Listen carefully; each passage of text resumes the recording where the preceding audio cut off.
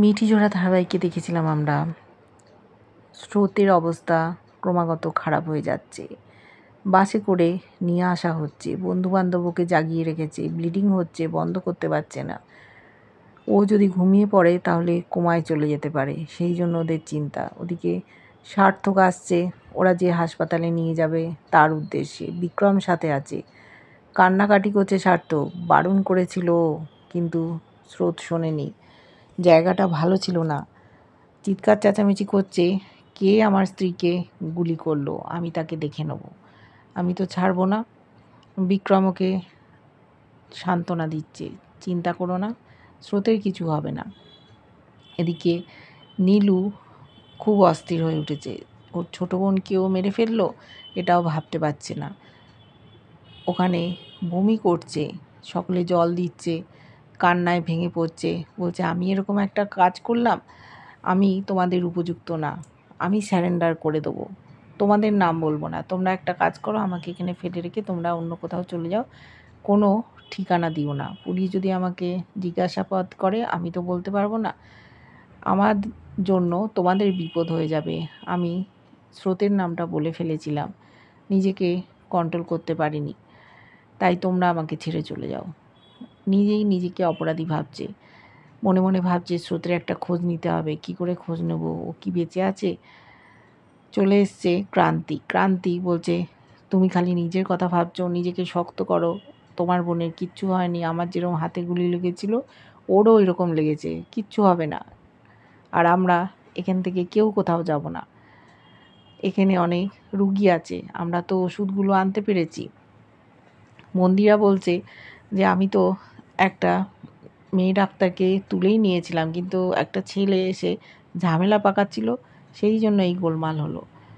আর নীলাঞ্জনা ইচ্ছে করে তো গুলিটা মারেনি, ধাক্কাধাক্কিতে বেরিয়ে গেছে গুলিটা। ও মরমে মরে যাচ্ছে, ওর ছোট বোন, শেষে কিনা ও মেরে ফেললো।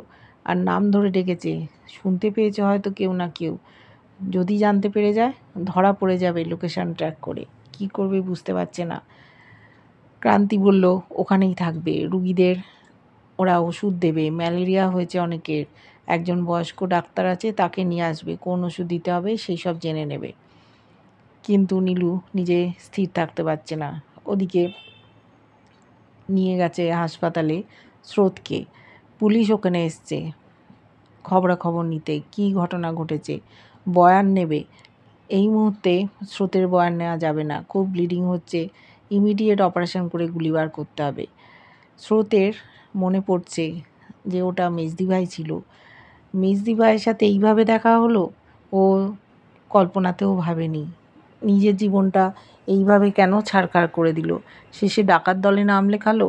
পুলিশকে যদি ও বলে দেয় তাহলে তো মুশকিল হয়ে যাবে, কি করবে, মেজদি ভাই ধরা পড়ে যাবে, তখন চুপচাপই ওকে থাকতে হবে। সার্থকের সাথে কিঞ্জল কথা বলছিল, শুনতে পেয়েছে স্রোত, বলছে ও সার্থকের সাথে কথা বলতে চায়। সার্থক ফোন ধরেছে, বলেছে আমি ভালো আছি, বলছে হ্যাঁ তোমায় ভালো থাকতেই হবে, কিচ্ছু হবে না, গুলিটা বার হয়ে যাবে। বললো তুমি কোথায়, তুমি শিগগির এসো। বললো দেখো তোমার তো ব্লিডিং হচ্ছে, তুমি অপারেশন থিয়েটারে যাও, আমি ঠিক পৌঁছে যাব, তুমি চিন্তা করো না, আমি তোমার সামনেই থাকবো, তুমি যখন জ্ঞান ফিরে দেখবে আমি তোমার সামনেই আছি। স্রোত বললো ঠিক আসবে তো, বললো হ্যাঁ। ওকে নিয়ে গেল অপারেশন থিয়েটারে, অপারেশন হচ্ছে, সবাই খুব চিন্তিত। স্রোতের রক্তে ওর বন্ধুবান্ধবের গা ভেসে গেছে। তারপরে নার্স এসে বলছে ও পজিটিভ গ্রুপে রক্ত চাই, ইমিডিয়েট আপনারা বন্দোবস্ত করুন। অনেক ব্লাড লস হয়ে গেছে, অনেকেরই ও পজিটিভ ব্লাড গ্রুপ ছিল, ওর বন্ধুবান্ধব রক্ত দিল। সেই সময় সার্থক ছুটতে ছুটতে এসছে, অপারেশান চলছে, সেই সময় ওকে ঢুকতে দেওয়া যাবে না, বাইরের ড্রেস পরে আছে, অপেক্ষা করছে। সকলে ওকে বলছে যে স্রোতের কিচ্ছু হবে না, হাতে গুলি লেগেছে, কোন জায়গায় বলেছে, বলছে এটা তো হার্টের খুব কাছাকাছি, কোনো ক্ষতি হবে না তো, কে গুলি করলো, আমি তাকে ছাড়বো না, আমি ঠিক ধরবো। তারপরে বন্ধুবান্ধব সকলে বলছে যে ওই ডাকাত দলের মধ্যে থেকে একজন মহিলা কিন্তু স্রোতের নাম বলে চিৎকার করেছিল, কে সেই, স্রোতের নাম কি করে জানলো, সেই কথাটা সার্থককে বলেছে। সার্থক ভাবছে কে হতে পারে, তাও একটা মহিলা, বুঝতে পারছে না ওরা। এদিকে দেখেছি রায়ের জ্ঞান ফিরেছে। জ্ঞান ফিরতেই ডাক্তারকে অতিষ্ঠ করছে, বাচ্চাটা ভালো আছে তো, বাচ্চার কিছু হয়নি তো। ডাক্তারবাবু বলছে না কিচ্ছু হয়নি, সমস্ত কথা প্রকাশ করছে না। ওর কনভালশন হচ্ছিল সেটা জানে, ইঞ্জেকশন দেওয়া হয়েছে সেটাও জানে না। বাচ্চাকে নিয়েও খুব চিন্তায়, বাচ্চার জন্ম দিয়েই ছাড়বে। অনির্বাণকে ডেকে পাঠিয়েছে। অনির্বাণের কাছে ডাক্তারবাবু গেছেন, উনি বলেছেন এখনই সব কথা বলার দরকার নেই, কেননা উত্তেজিত হয়ে গেলে ওর প্রেশার বেড়ে যাবে, বাচ্চার ক্ষতি হবে। আপনি যতটুকু বলার প্রয়োজন সেটুকুই বলবেন। আমরা এখনও যে বোর্ড বসিয়েছি সেখানেই আছি। যেতে চেয়েছিল ওর পরিবারের লোকজন, ওর মা, কিন্তু যেতে দিতে চাননি ডাক্তারবাবু। শুধু অনির্বাণকে দেখতে চেয়েছে, না হলে উত্তেজিত হয়ে যাবে রায়।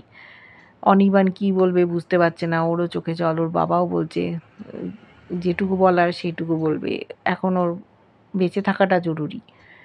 বাঁচবে কি না সেই নিয়ে সন্দেহ প্রকাশ করছে অনেকেই। কি হবে, খুব চিন্তায় পরিবারের প্রত্যেকটা সদস্য। ওদিকে স্রোতের এই অবস্থা।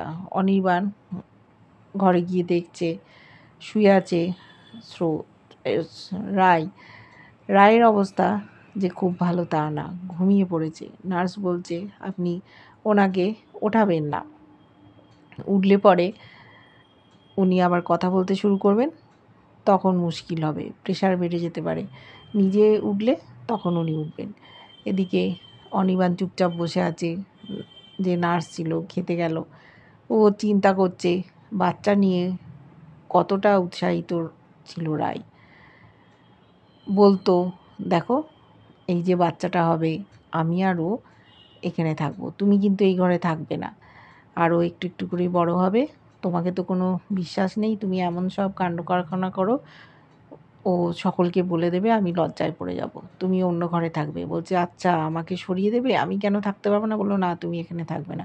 বলছে ঠিক আছে, আমি অন্য ঘরে থাকবো, তোমাকে আমি ফোন করব, তুমি আমার কাছে রাধা হয়ে চলে আসবে। বলছে ওসব হবে না, আমি ওসব পারবো না। দুজনের অনেক স্মৃতি রোমন্থন করছে এক এক করে, চোখে জল, চোখ মুছছে, কাঁদছে, ভাবছে বাচ্চাটার কি হবে। ওর যখন কনভালশন হচ্ছিল তখন ওকে একটা ইঞ্জেকশন পুশ করতে হয়েছে, না হলে বাঁচানো যেত না। এর ফলে বাচ্চার ক্ষতি হতে পারে, বাচ্চাটা বিকলাঙ্গ হতে পারে বা অন্য কিছুও হতে পারে। সে কথা রায়কে বলা হয়নি।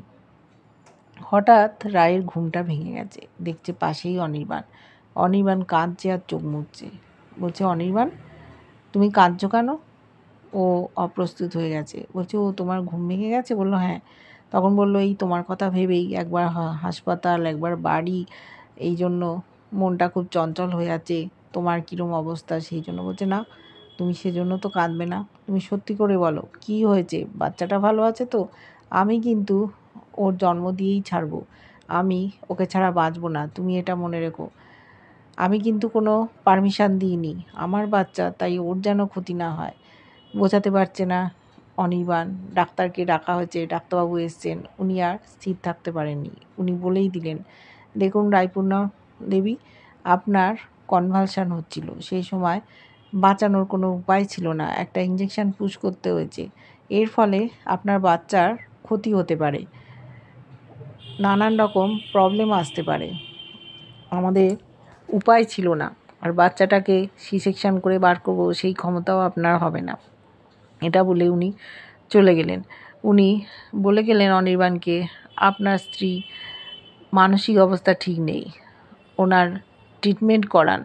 এরকম পেশেন্ট আমি দেখিনি। রায়কে বুঝিয়েছে, একজন মহিলা এখানে এসেছিল, তার স্বামী মারা গেছিলো, 6 মাসের প্রেগনেন্ট ছিল, তারও বাচ্চাকে নিয়ে অনেক সমস্যা ছিল, কিন্তু আপনার মতো এরকম কখনো করেনি, এরকম আমি কোনো দিন দেখিনি।